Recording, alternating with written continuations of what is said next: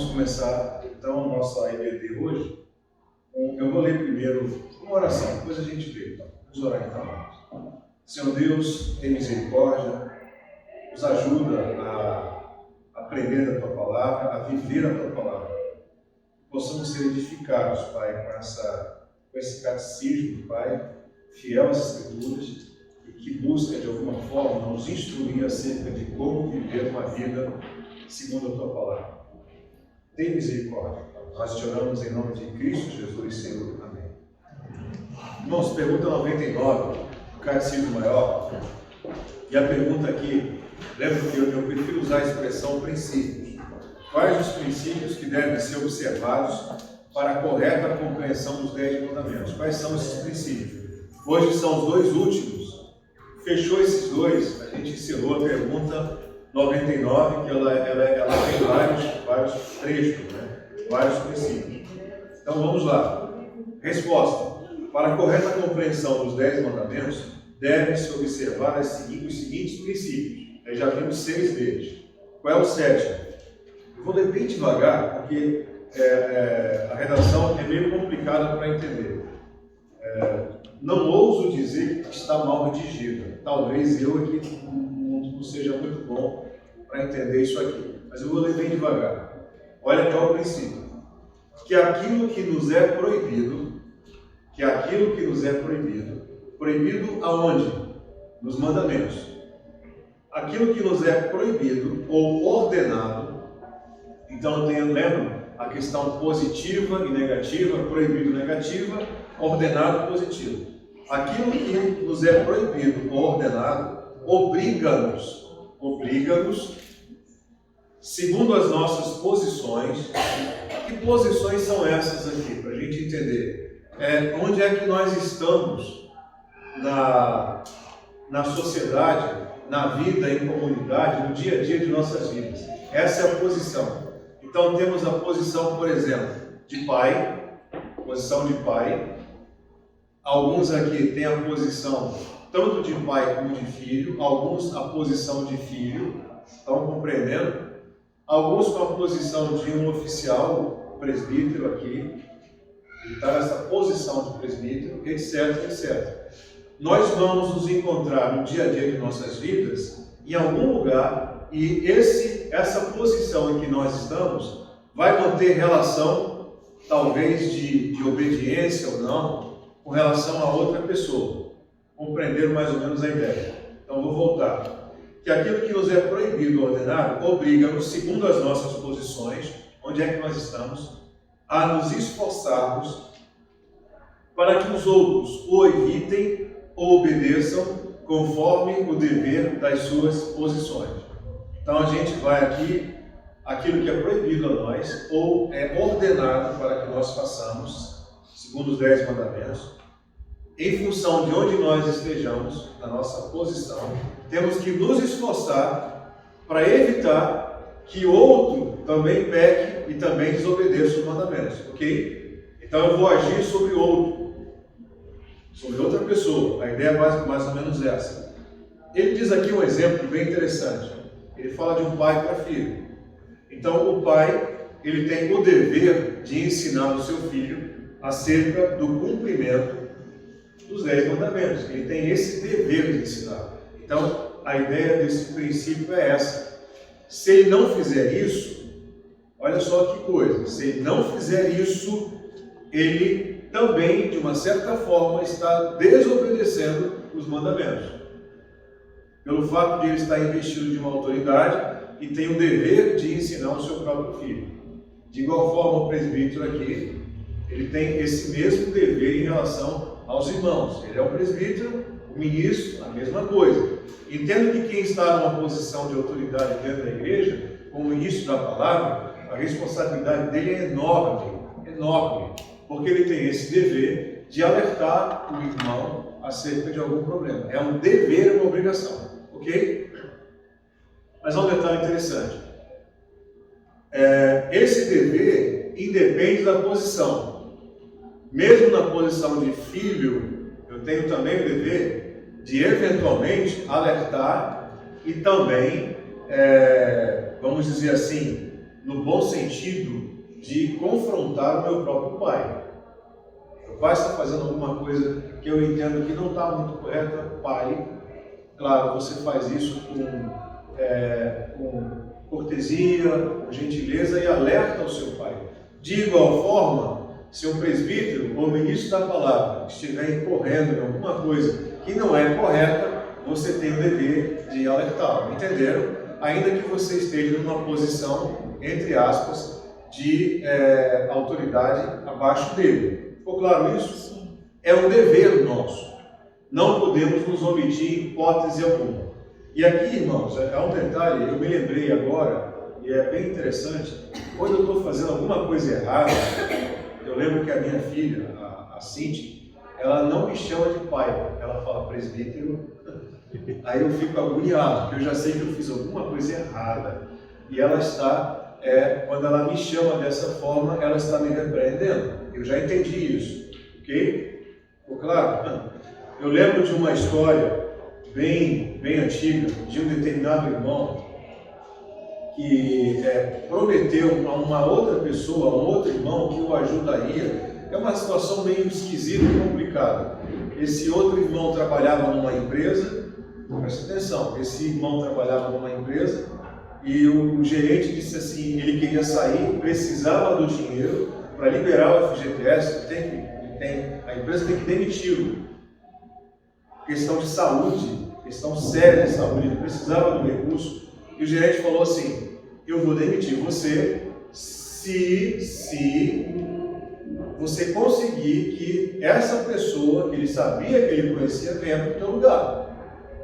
Essa pessoa era o irmão dele, em Cristo. O que ele fez? Meu irmão, você topa vir para esse emprego? Era um emprego de 3 horas por dia, tá? 3 horas por dia. Empregão, né? 3 horas por dia. E o irmão disse sim, mas o irmão não queria, e ele era presbítero da igreja. Ele foi enrolando. Até que um dia esse irmão com dificuldades financeiras disse assim, presbítero, ele entendeu. Aí ele foi até o lugar, o outro foi demitido e ele assumiu o lugar daquele irmão. Entenderam a ideia, né? Ele foi repreendido porque a palavra dele, que deveria ser sim, sim, não, não, ele estava de uma certa forma enrolando aquele irmão. Esse princípio é bem tranquilo, bem fácil, bem tranquilo, né? Vamos ver alguns textos que nos ajudam a entender isso melhor. Êxodo 20, 10. Vamos ver aqui. Êxodo 20, 10. Vamos ver esse texto aqui. Tá. O Êxodo 20, 10 é do sábado. Os irmãos vão entender por que isso aqui já já. Quem pode ler para a gente? Êxodo 20, 10. Posso ler? Pode ler? Mas o 7º dia é o sábado do Senhor, teu Deus. Não farás nenhum trabalho, nem tu, nem o teu filho, nem a tua filha, nem o teu servo, nem a tua serva, nem o teu animal, nem o forasteiro das tuas portas para dentro. Esse princípio ele se confunde um pouquinho com o próximo, mas eu vou separar um do outro. Mas é mais ou menos o seguinte: eu vou guardar o dia do Senhor, eu vou guardar o dia do Senhor. Mas eu preciso de alguma coisa, ou melhor, eu não preciso, mas eu quero. Então o que eu faço? É mais ou menos o seguinte, vou tentar dar um exemplo bem claro. Eu entendo que no dia do Senhor eu não posso abrir o meu comércio, não posso trabalhar. Ok, eu não vou abrir o meu comércio. Aí de repente alguém pensa assim, não, pera lá, você pode abrir o seu comércio, só que você não trabalha. Entenderam a lógica dele? Ele vai abrir o comércio, outras pessoas irão trabalhar, e na cabeça dele, não, eles não são cristãos, não são crentes. Então, eu estou guardando, porque eu não estou trabalhando, quem está trabalhando são aqueles funcionários, aqueles que trabalham para mim, entenderam? O que vocês acham? É correto isso? Não. De acordo com esse princípio, não, claro que não. Porque você entende que é errado, e aí o que você faz? Você coloca para que outro incorra no erro e não você. Não pode. Quando ele coloca a questão do sábado aqui, ele nos alerta acerca disso. Tem muita gente que quer guardar o dia do Senhor, mas pensa assim, não, eu guardo, mas eu nem preciso, mas eu vou buscar aquilo de uma outra pessoa, não tem problema. Eu não vou entrar na polêmica do dia do Senhor, mas entenderam o princípio, né? Na realidade, eu tô colocando aquela outra pessoa para errar, para pecar, e eu estou me resguardando. Não pode. Levítico 19, 17. Diz lá.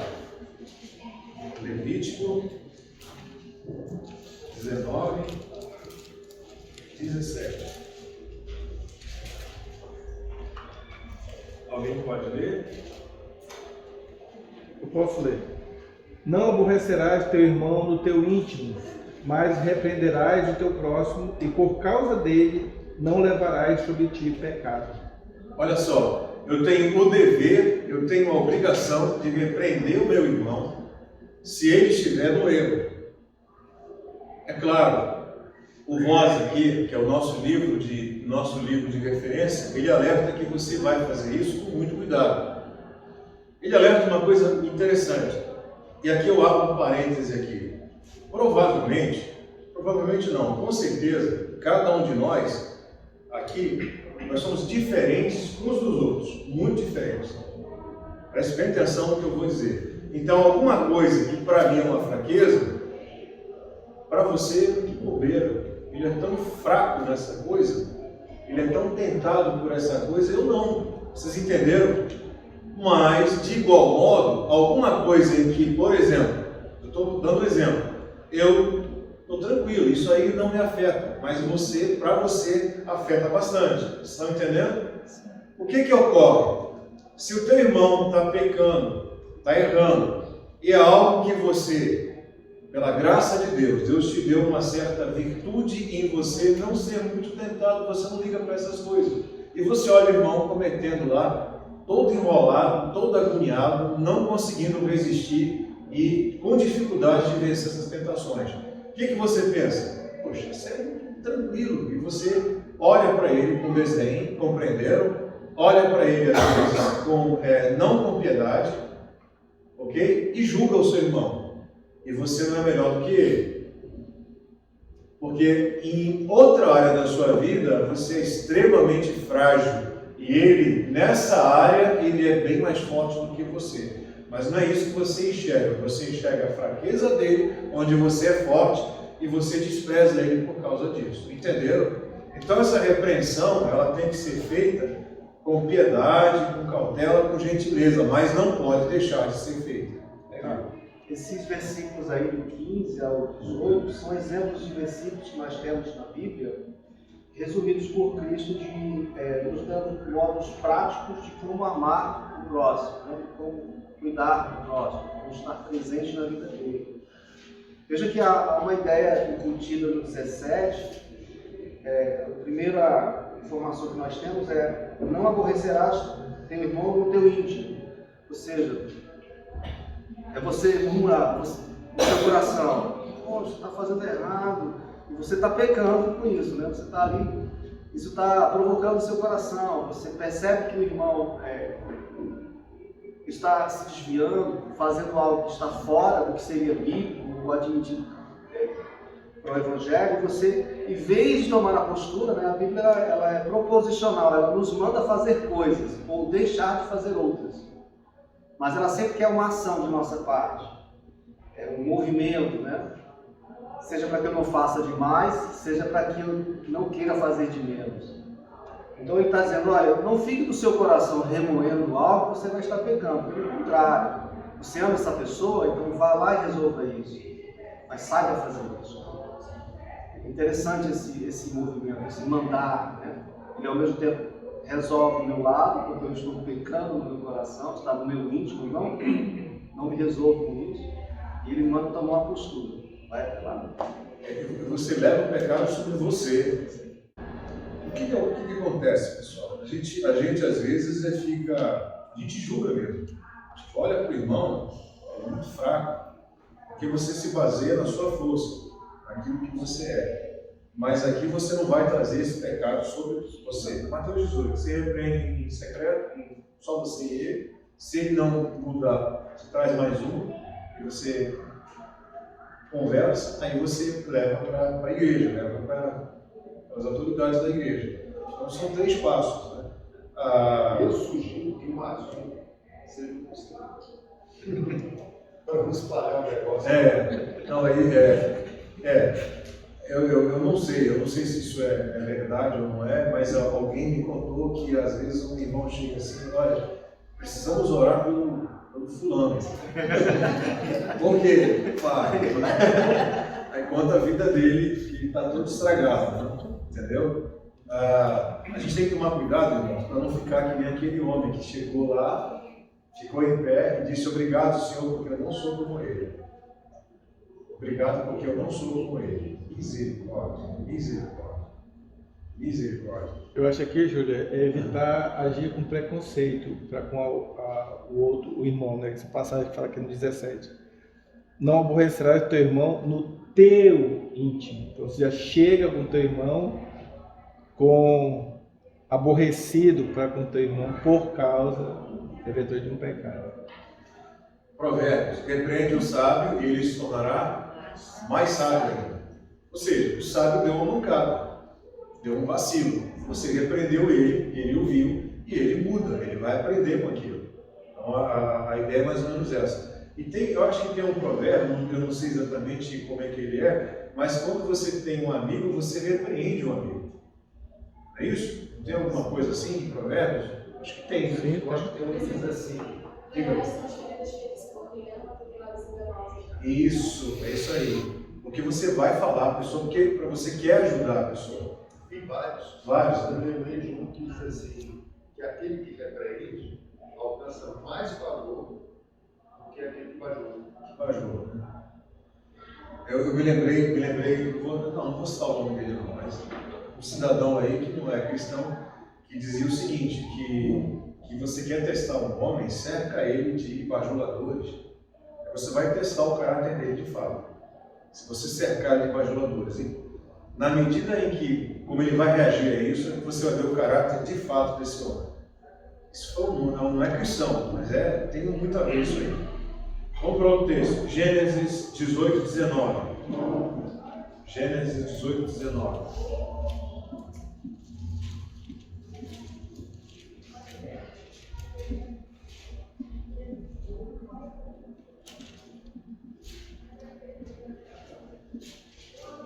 Quem achou?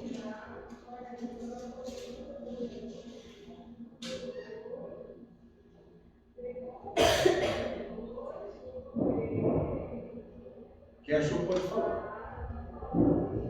Porque eu tenho conhecido e sei que ele há de ordenar a seus filhos e a sua casa depois dele, para que guardem o caminho do Senhor, para agir com justiça e juízo, para que o Senhor faça vir sobre Abraão o que acerca dele tem falado. Ele está falando de filho, nós já até conversamos sobre isso. É um dever nosso instruir os nossos filhos. Eles precisam entender a autoridade até para que eles possam se desenvolver como pessoas seguras, firmes. Se você deixa eles livres, você pensando que está fazendo bem para eles, está fazendo um mal enorme. Eles têm que entender a autoridade, eles têm que entender, como é que eu digo para os irmãos? Ele tem que ser disciplinado e orientado. Se isso não acontecer, vai ser péssimo para ele. Isso vai trazer, inclusive, insegurança a ele. Tá? O outro texto que tem aqui, Deuteronômio 6, 6, 7, é semelhante. É aquele texto lá, belíssimo esse texto, vamos ver aqui, mas é parecido com esse. Deuteronômio 6, 6, 7. Eu vou ler para os irmãos aqui. Estas palavras que hoje te ordeno estarão no teu coração. Você vai colocar no teu coração essa palavra. Aí ele começa aqui.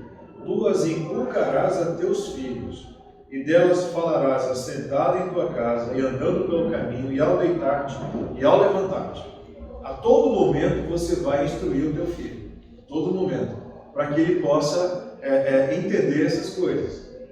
Ok? Agora, detalhe. O que é o princípio? Que isso é um dever meu. Isso é uma obrigação minha. E se eu não fizer, estou pecando. Entenderam? Esse é o princípio. Eu tenho esse dever. E aqui fala pai e filho, eu volto a repetir. Quem está numa posição de autoridade, seja qual for, presbítero, o ministro, também tem esse dever. E de igual forma, no outro sentido também, ok? Também, tá? Aí vamos passar para outro princípio, então eu vou ler de novo, vocês vão entender. Esse é o primeiro, o 7. Levando então ao pé da letra que é o tal dos filactérios, né? Coloca uma caixinha com esses dizeres. Pois é. Então ao pé da letra aqui. Pois é, a lei espiritual. A gente já estudou isso várias vezes, né? A lei espiritual. O pessoal fica na letra, no sentido de que se escrever, se colocar. Vamos lá. Eu vou ler de novo. Que aquilo que nos é proibido ou ordenado obriga-nos, segundo as nossas posições, a nos esforçarmos para que outros o evitem ou o obedeçam, conforme o dever das suas posições. Então, quem está numa posição de pai, o dever, de mãe, olha só, o dever de pai e mãe aí, complicado. Quem está numa posição de autoridade, olha o dever aí, ok? Lá vai. Eu acho que nós vamos encontrar a resposta facilmente, mas com certeza ele não está dizendo que não é dever de todos, né? Então, se esforçar para que as outras pessoas. Então, assim, ele não deve estar dizendo aí que é só dever das autoridades, entendeu? Mas eu penso, agora analisando a sabedoria desses homens, né? Eu penso é muito mais apropriado que aqueles que detêm autoridade exerçam esse aspecto da posição, da devastação. É mais apropriado do que uma pessoa que não é imbuída de autoridade. Eu não sei se essa é a resposta. Fiz a pergunta. Mas, veja só, quem está imbuído da autoridade, ele tem essa obrigação de se dever. E o peso sobre ele é enorme. Porque ele tem que testemunhar o que as Escrituras estão fazendo na vida dele. Quem está numa posição diferente, como um filho, está aprendendo, está vendo as coisas, ainda que ele seja numa posição inferior, abre aspas, no sentido de autoridade, ele também tem o dever de falar com quem está acima. Ele tem o dever. Aquilo que a gente comentou, a minha filha, presbítero, eu já sei que eu fiz alguma coisa errada. E normalmente quando ela fala essas coisas, ela cita o que eu já disse, ou o que eu já fiz. Como quem diz assim, está se contradizendo.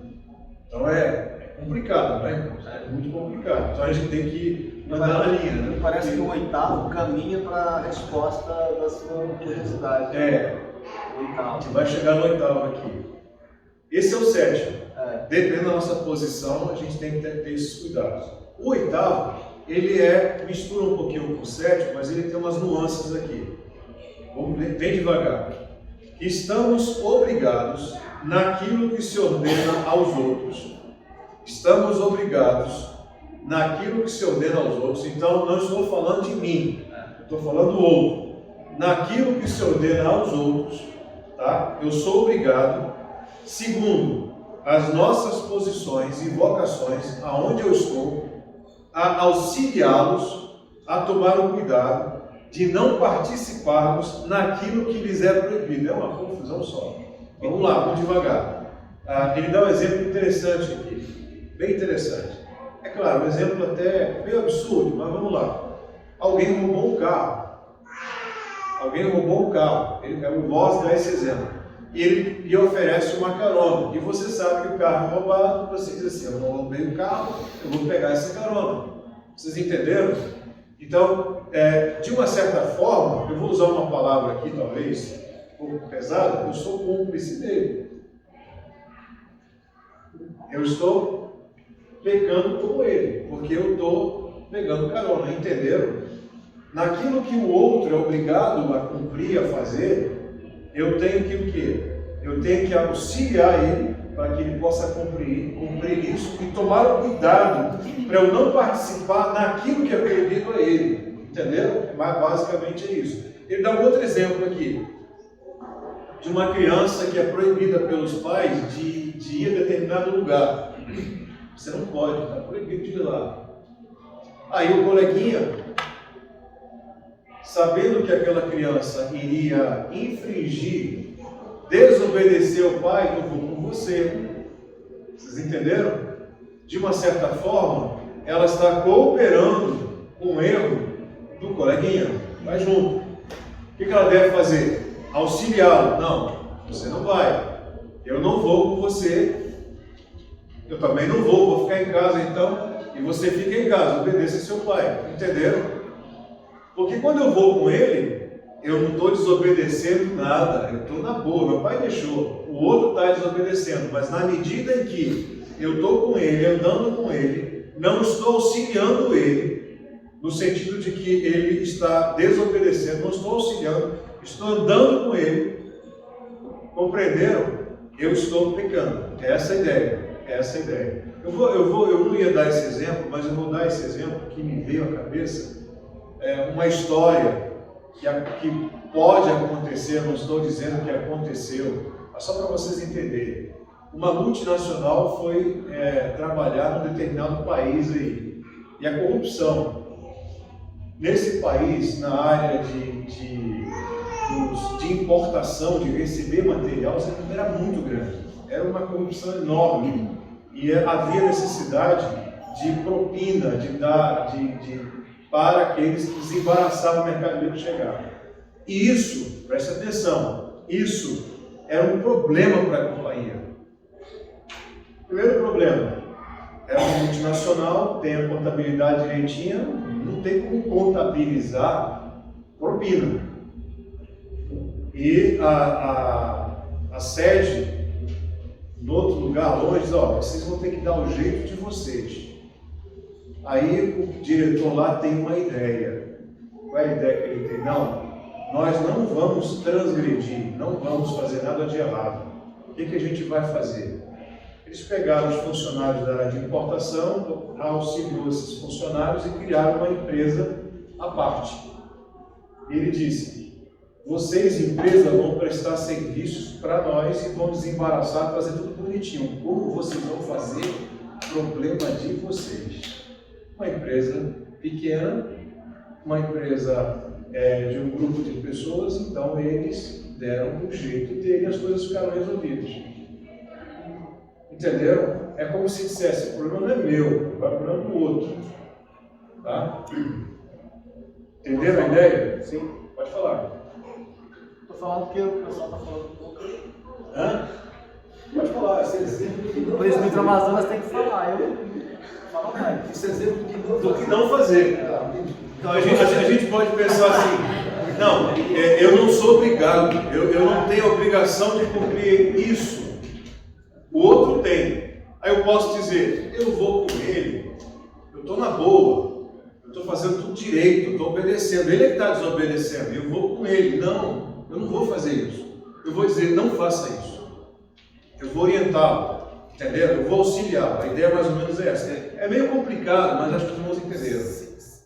O Voz diz aqui, como podemos nos esforçar para que outros, olha só, aqui é outros, esse último princípio, oitavo, são os outros. Do ponto de vista ético, eu tô limpo, mas é os outros.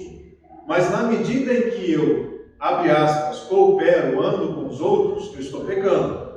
Por mais que eu ache que não estou obrigado. É essa a ideia do princípio. Lembrando que a lei é espiritual. Ela vai além do que aquela coisa externa que você possa pensar. Então vamos lá.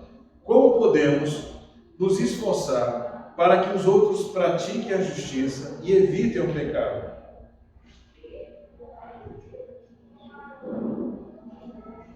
Voz respondeu. Quer que eu dê a resposta do Voz logo? Vamos lá. Primeiro, dando nós mesmos um bom exemplo. Fazendo a coisa certa. 2. Testemunhando aos outros ou procurando persuadi-los quando tivermos a oportunidade e as ocasiões o exigirem. Então, vou testemunhar e quando eu tiver aquela oportunidade, eu vou lá e alerto. Ok? Terceiro, pelo exercício da autoridade na medida em que Deus nos atribui essa autoridade. E temos essa autoridade, ok? Nós temos essa autoridade dentro da nossa casa, dos nossos filhos e assim por diante. Então é exercer essa autoridade. Agora, aí é que está, o peso é maior. Lembra que a gente conversou aqui? Se você exerce a autoridade, você tem que, usando uma expressão simples, né? Você tem que andar na linha. Você tem que andar na linha, porque o juízo é maior para você. Você é autoridade, você está ensinando, você está instruindo, como é que você não está fazendo a coisa direito? Compreenderam o peso? O peso é complicado. Ok? Tranquilo, né? Ele dá um exemplo aqui. Um oficial civil deveria promover a honestidade pelo seu exemplo e testemunho, mas tem também o dever de exercer autoridade ao processar os culpados de roubo. Ok? Eu vou contar uma história aqui que me veio à cabeça. Não sei, de repente não tem muito a ver com isso, ou tem, mas ficou aqui na minha mente e eu vou contar. Eu fui numa reunião de um irmão que estava inaugurando uma loja, comerciante, e ele convidou outros irmãos comerciantes que não eram da mesma igreja, mas eram irmãos também comerciantes. Aí ele faz uma oração aí, aí o irmão falou assim: Senhor, obrigado pelos negócios do nosso irmão, pela prosperidade, e protege esse lugar, livra dos fiscais, não traz nenhum fiscal aqui. E ele orou pedindo para que não fosse nenhum fiscal lá. Entenderam? E eu, que oração louca é essa? Mil coisas me vieram à cabeça. Ele vai fazer alguma coisa errada, por isso não pode ter fiscal. Ou os fiscais que vão vir que são corruptos, eu não conseguia saber o que pensar. Outra pergunta: como deveríamos tentar ajudar os outros a cumprir os seus deveres? É a pergunta: como é que a gente pode ajudar os outros a cumprir os seus deveres? Já fizeste. Hã? Já fizeste. Já respondi, né? Ele até fala aqui: se alguém está enfrentando uma dura batalha contra o pecado, a tentação, o desalento, devemos fazer o que pudermos em palavras e em ações para encorajar e auxiliar essa pessoa. Lembrando sempre que nós somos diferentes. Eventualmente Deus nos deu uma resiliência, uma força maior em uma área e uma fraqueza na outra, e olhamos para o irmão, ele é fraco naquilo que somos fortes, tendemos a desprezá-los. Não vamos fazer isso. Presbítero, esses outros que são citados são crentes e descrentes? Tanto crente como descrente também. Então, creio que uma das formas de auxiliar quanto a não guardar o dia do Senhor é não alimentando o comércio. Tipo, crentes que vão todo domingo no restaurante, um exemplo. Então, de certa forma, ele contribui para aquele comerciante estar sempre aberto.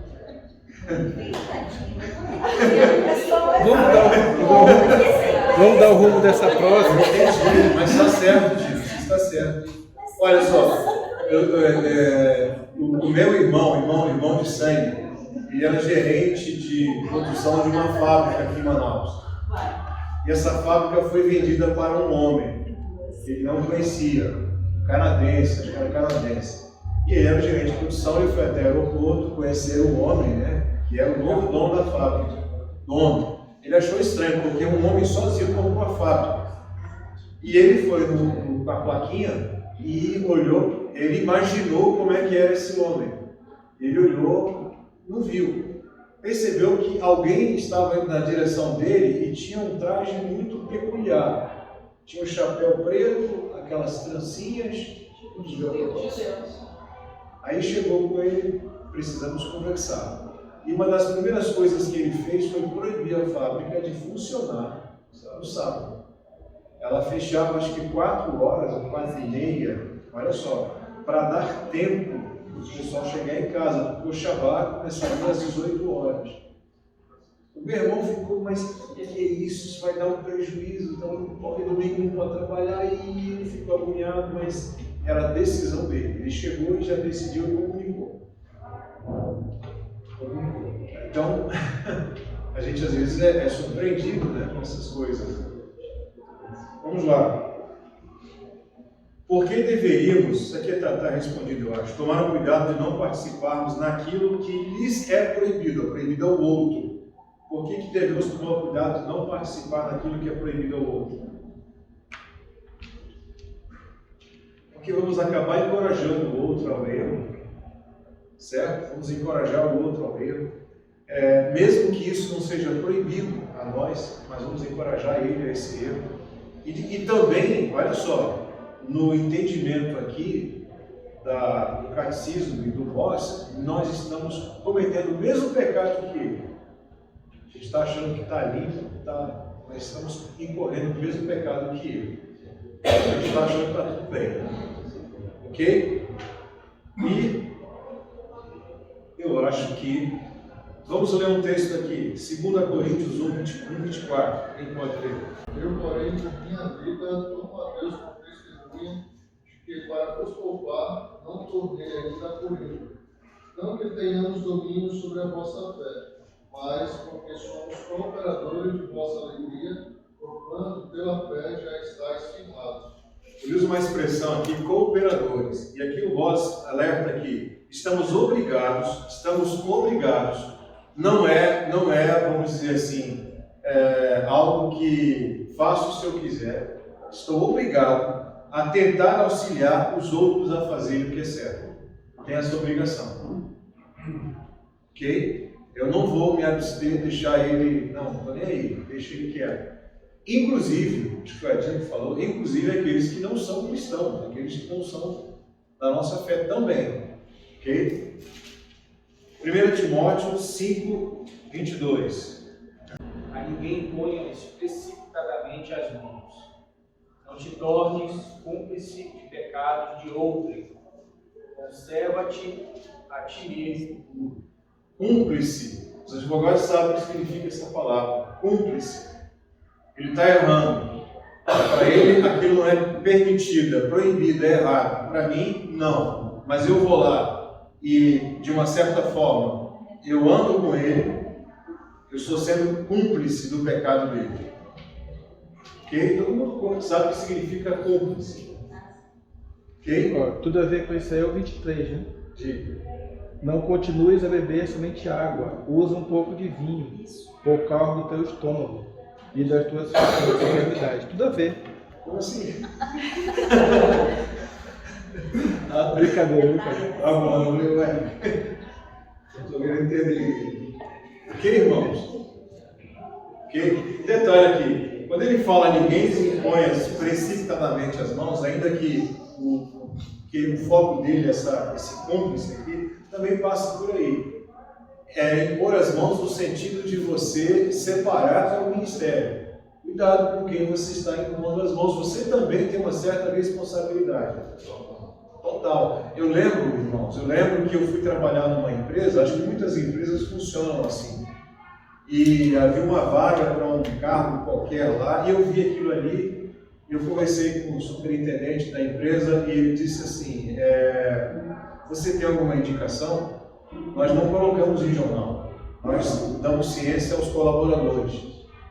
Aí eu falei, poxa, que legal, então eu posso indicar alguém? Pode. E só serão entrevistados aqueles que são indicados pelos colaboradores. Aí ele falou, só tem um detalhe, se ele fizer tolice, você está encrencado junto com ele. Eventualmente, ele disse, dependendo do problema, você pode inclusive ser desligado também.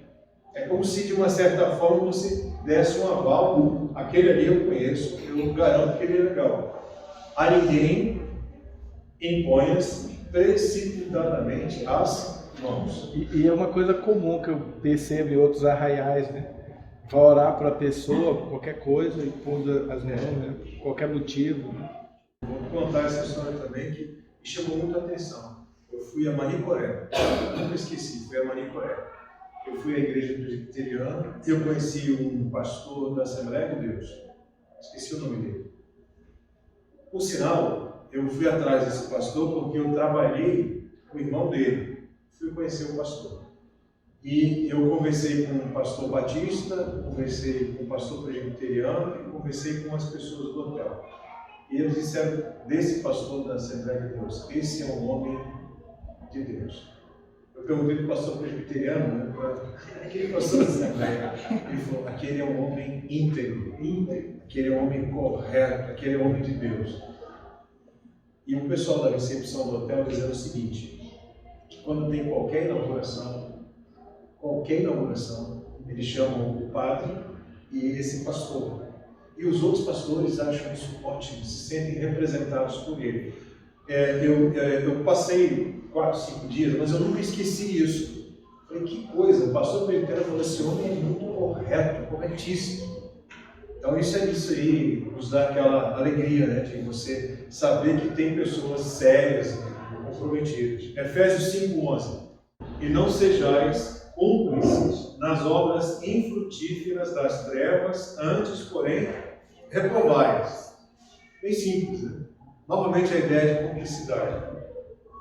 Então temos o dever de nos guardarmos de ter parte nos pecados dos outros, ainda que, eventualmente, por circunstâncias, para nós não seja errado, entenderam? Mas se para o outro ainda assim eu vou me guardar nesse sentido de não cooperar, não ser cúmplice do outro. Então, esses são os 2 últimos princípios. Aí acabou a pergunta 99. Finalmente vamos passar para a pergunta 100. Aí eu vou ler a pergunta de novo. Nós vamos ver que agora faz bem sentido. Primeiro princípio, 7. Que aquilo que nos é proibido ou ordenado obriga-nos, segundo as nossas posições, a nos esforçarmos para que os outros o evitem ou obedeçam conforme o dever das suas posições. Se eu tenho a possibilidade, falo. 8. Que estamos obrigados, naquilo que se ordena aos outros, segundo as nossas posições e vocações, a auxiliá-los e a tomar o cuidado de não participarmos naquilo que lhes é proibido. Ponto final. É isso aí. Hoje foi tranquilo, né? Essa ideia de nós participarmos, de atuarmos, seja para auxiliar, seja para dizer não faça, esse movimento de ir até alguém, de dizer alguma coisa para que auxilie, ajude. O apóstolo Paulo, em 2 Coríntios, no capítulo 5, diz algo interessante. No versículo 20, ele está se dirigindo a uma igreja que precisa se reconciliar com Deus, que está num momento de muita impureza, e os irmãos precisam ser exortados, eles precisam ser orientados. E é interessante o que Paulo diz, ele diz assim, de sorte, ele está falando no plural, que somos embaixadores em nome de Cristo, como se Deus exortasse por nosso intermédio. Em nome de Cristo, pois, rogamos que vos reconcilieis com Deus. Ele está falando com pessoas que precisam se reconciliar, elas estão distantes, estão pecando. E ele, por conta da posição que ocupa, está dizendo, eu sou embaixador. O que eu falo é como se fosse o próprio Deus falando. Reconcilie-se com o Senhor. Só que ele usa isso no plural. Ele está dizendo, não sou só eu não que sou embaixador. Nós somos embaixadores. Então, esse dever de ir tem que estar embutido em mim, que eu vou por um mandamento, que eu represento o meu Senhor. Daí a responsabilidade de dizer o que eu vou dizer. Nesse sentido, porque é como se fosse o próprio Deus falando. O embaixador Paulo, ele é muito sábio nesse sentido, porque ele usa uma palavra que é juridicamente adequada para esse momento, né? O embaixador é alguém que representa o rei, é alguém que representa quem ele instituiu, a ponto de serem as palavras suas como se fossem aquelas do rei, né? A embaixada, o local dela, é a própria nação. Então, tem territórios dentro do Brasil que o que acontece ali está sob a jurisdição do país que trouxe aquela embaixada, a ponto do tanto quanto representa.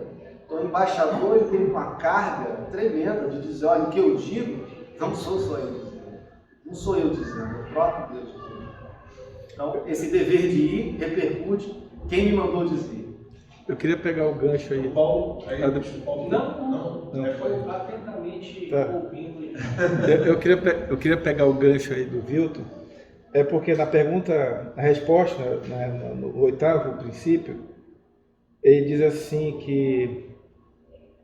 que segundo as nossas posições e vocações, ele divide as duas coisas. Então eu creio que tem a ver exatamente com aquilo que o Vilton acabou de falar. algumas pessoas estão em posição de autoridade e devem exercer, tal, mas também tem essa questão que o Milton acabou de falar, essas vocações, que não necessariamente tem a ver com essa autoridade. Eu tenho essa impressão. Lembrando os irmãos de Marcos. Marcos, Jesus chega lá e ele falava como quem tinha autoridade. Talvez as palavras do Senhor não fossem do ponto de vista de ensino diferente de alguns fariseus, mas ele falava como quem tinha autoridade. Ele tinha autoridade. Então, vamos encerrar. Quero fazer um último pedido. Vamos orar uns pelos outros nesse sentido, principalmente aquela oração particular. Eu não posso falar tudo aqui, né? Porque eu vou envolver outras pessoas.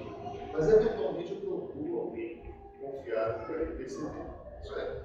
Então, eu penso que a gente precisa interceder para os irmãos. E sabe um pouco, Barreto é professor universitário, Tim é odontólogo.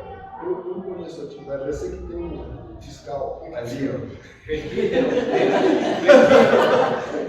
Presbítero, lembra-se de mim, por favor. Concluímos, né? Que Deus tenha misericórdia. Vamos orar, irmãos. A gente encerra. Obrigado, Pai, pelo que aprendemos. Nos guarda, Pai.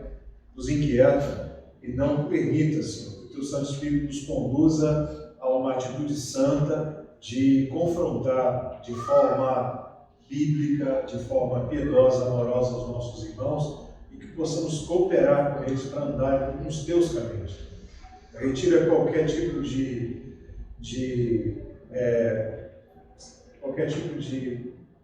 pretensão nossa de sermos melhor de quem quer que seja que não somos.